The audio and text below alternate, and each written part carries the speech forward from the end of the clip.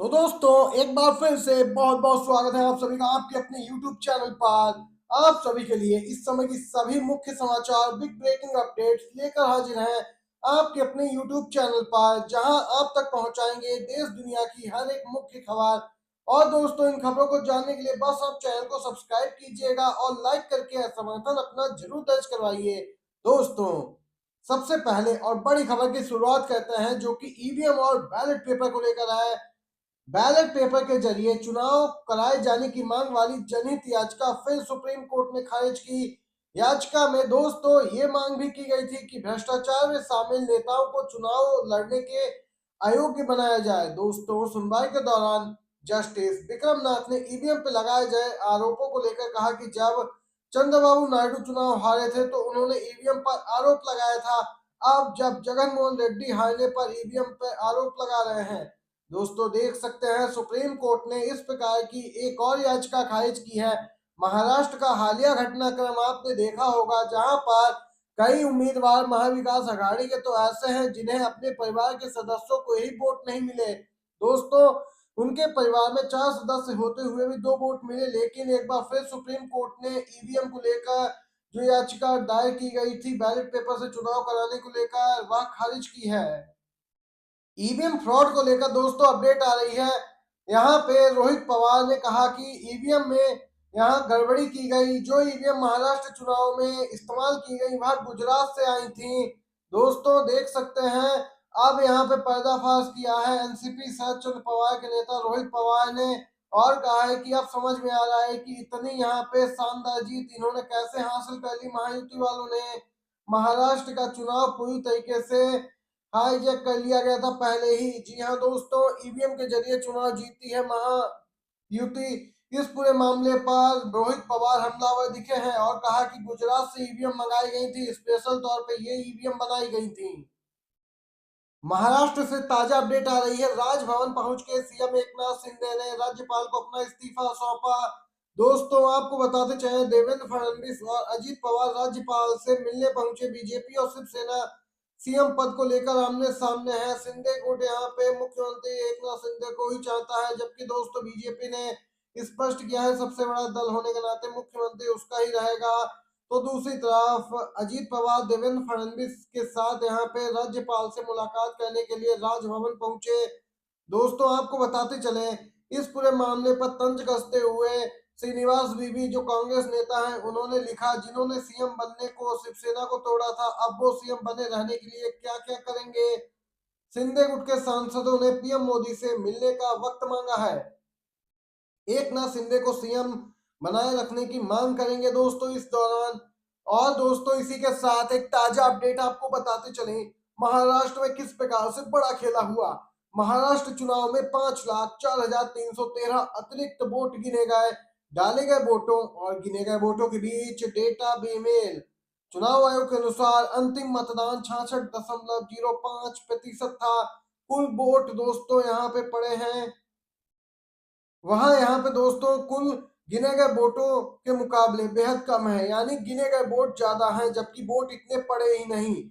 यहाँ पे 5 लाख से ज्यादा वोट अतिरिक्त गिन लिए गए, जिससे बीजेपी उम्मीदवारों की भारी भरकम जीत हुई और महायुति दोस्तों एक बार फिर से सरकार बनाने में कामयाब रही। 200 से ज्यादा सीटें मिली। 8 निर्वाचन क्षेत्रों में गिने गए वोटों की संख्या डाले गए वोटों से कम थी। शेष 280 निर्वाचन क्षेत्रों में गिने गए वोट डाले गए वोटों से अधिक है, यानी 280 सीटों पे बड़ा खेल किया गया। सोशल मीडिया यूजर्स दोस्तों इस पूरे मामले को लेकर लगातार विपक्षी दलों पर निशाना साध रहे हैं और कह रहे हैं कि विपक्षी दल भी ऐसे चुप बैठे हैं जैसे कुछ हुआ ही नहीं। क्या इलेक्शन कमीशन इसे समझा सकता है। सोशल मीडिया यूजर्स भड़क रहे हैं दोस्तों, लेकिन विपक्षी दल शांत बैठे हैं। महाराष्ट्र चुनाव परिणाम पर लोगों का कहना है कि सभी विपक्षी दलों को गंभीर जांच कराने की मांग करनी चाहिए, अन्यथा भविष्य में कई अन्य बड़े राज्यों को खोने के लिए ये लोग तैयार रहें। दोस्तों आपको बताते चलें ईवीएम लोकतंत्र के लिए खतरा क्यों है, इस बात को समझिए। कुछ यहाँ पे वरिष्ठ पत्रकार लिख रहे हैं कि महाराष्ट्र में विधानसभा चुनावों के साथ ही नांदेड़ लोकसभा सीट पे उपचुनाव भी हुआ था।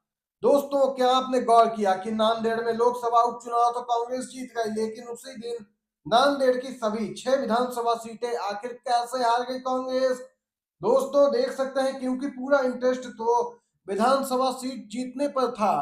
इसीलिए दोस्तों उन ईवीएम में गड़बड़ी की गई जो विधानसभा से संबंधित थी।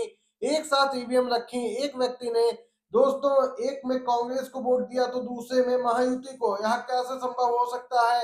इस पूरे मामले को लेकर लोग सवाल उठा रहे हैं। नांदेड़ महाराष्ट्र में भाजपा ने ईवीएम से वोटों की चोरी नहीं बल्कि डकैती की है, लोगों का कहना है। सोशल मीडिया पर वहां से खबर ली गई है कि नांदेड़ में लोकसभा का उपचुनाव और विधानसभा चुनाव एक ही साथ हुए थे। दोस्तों आपको बताते चले और तो और विधानसभा चुनाव में कांग्रेस के 1,59,000 वोट कम भी पाए गए, जबकि दोस्तों देख सकते हैं दूसरी तरफ लोकसभा उपचुनाव वह आराम से जीत गई। तो दोस्तों यहाँ पे सवाल यही उठ रहा है कि ऐसे कैसे हो सकता है कि एक ही समय एक ही वोटर कांग्रेस और भाजपा दोनों को वोट दे रहा है। दोस्तों आप लोगों की क्या कुछ राय है? आप लोग इसमें क्या कुछ कहना चाहते हैं? जरूर लिखिए आप भी अपनी राय कमेंट बॉक्स में। अगली अपडेट की ओर बढ़ते हैं। महायुति में कुछ भी ठीक नहीं है। जी हाँ दोस्तों, घमासान और भी तेज हो गया है। अब एकनाथ शिंदे शिवसेना दावा कर रही कि भाजपा से पहले ही वादा हुआ था कि यदि सत्ता मिली तो सीएम शिवसेना से ही होगा। शिंदे सेना के एक लीडर ने दोस्तों बड़ी जानकारी देते हुए कहा कि लोकसभा चुनाव में बुरी हार के बाद बैठकें हुई थी। इन मीटिंग्स में यह तय हुआ था कि यदि सरकार बनी तो बिना देखे यहाँ कि किसकी कितनी सीटें हैं एकनाथ शिंदे को ही सीएम बनाया जाएगा। लेकिन दोस्तों अब एकनाथ शिंदे ने राज्यपाल को अपना इस्तीफा सौंप दिया है। स्पष्ट माना जा रहा है उनकी कुर्सी चली गई है और देवेंद्र फडणवीस बीजेपी की ओर से प्रबल दावेदार बनकर उभरे हैं। माना जा रहा है उन्हें ही सीएम बनाएगी बीजेपी। दोस्तों देख सकते हैं एकनाथ शिंदे शिवसेना को दरकिनार करते हुए बीजेपी आगे बढ़ गई और अजीत गुट उसके साथ यहाँ पे कंधे से कंधा मिलाए खड़ा है। दोस्तों इसी के साथ अगली अपडेट की ओर चलते हैं। परिवार के 32 वोट भी नहीं मिले, ईवीएम के खिलाफ आंदोलन की तैयारी में शरद पवार की एनसीपी। जी हां दोस्तों, महाराष्ट्र विधानसभा चुनाव में कांग्रेस एनसीपी उद्धव सेना के गठजोड़ को करारी हार मिली। नतीजे आए 3 दिन हो गए लेकिन अब तक महाविकास अघाड़ी के नेता इस हार को स्वीकार नहीं कर पाए। संजय राउत लगातार ईवीएम सवाल उठा रहे हैं।